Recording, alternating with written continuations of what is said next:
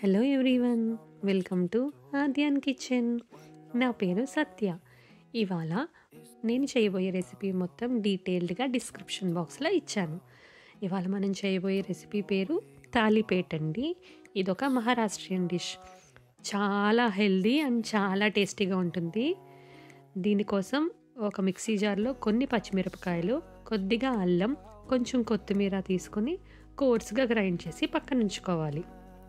ఇప్పుడు ఒక బౌల్లో 1 కప్పు జవార్ ఫ్లోర్, జొన్న పిండి, అరకప్పు శనగపిండి, పావు కప్పు బియ్యం పిండి, అరకప్పు గోధుమ పిండి, ఈ 4 వేసుకుని బాగా కలిపి అందులో 1 ఆనియన్ చిన్న చిన్న ముక్కలుగా చాప్ చేసుకుని అవి మనం ముందుగా చేసుకున్న చిల్లీ పేస్ట్, కొంచెం ధనియాల పొడి, జీలకర్ర, ఇంకా అందులో కొద్దిగా పసుపు, కారం, ఇంకా వాముని మన చేత్తో బాగా నలిపి వాము, కొద్దిగా సాల్ట్ వేసుకొని స్క్వీజ్ చేసుకుంటూ బాగా కలపాలి. ఆనియన్స్లోంచి వాటర్ బయటకు వచ్చేలా స్క్వీజ్ చేసుకుంటూ కలపాలి.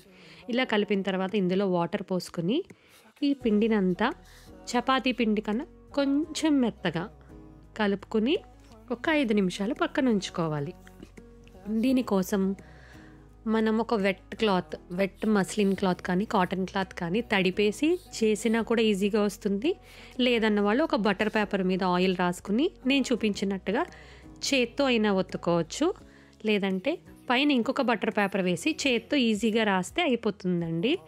ఇలా అయిన దీన్ని పైన కొద్దిగా నూపప్పు వేసుకొని అద్దుకోవాలి. ఇది ఆప్షనల్ అండి, నూపప్పు ఇష్టం లేని వాళ్ళు మానేయచ్చు. దీన్ని మీడియం ఫ్లేమ్లో ఉన్న పెనం మీద 2 వైపులా కూడా కాల్చుకుంటూ 1 టేబుల్ స్పూన్ ఆయిల్ వేసుకుని రోస్ట్గా కాల్చుకోవాలండి. అంతే. ఒకవేళ మీకు అప్పుడు సీసమీ సీడ్స్ వేయలేకపోతే మళ్ళీ రెండో ప్రాసెస్లో కూడా సేమ్ అలాగే ఒత్తుకుని మనం కాలుస్తున్నప్పుడు మాత్రమే పైన కూడా సిసమీ సీడ్స్ అద్దుకోవచ్చండి.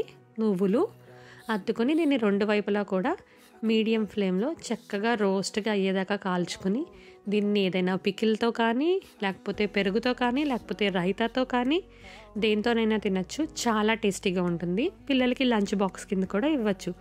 మీరందరూ ఒకసారి రెసిపీని ట్రై చేసి మీకు ఎలా వచ్చిందో నాకు కామెంట్స్లో చెప్పండి.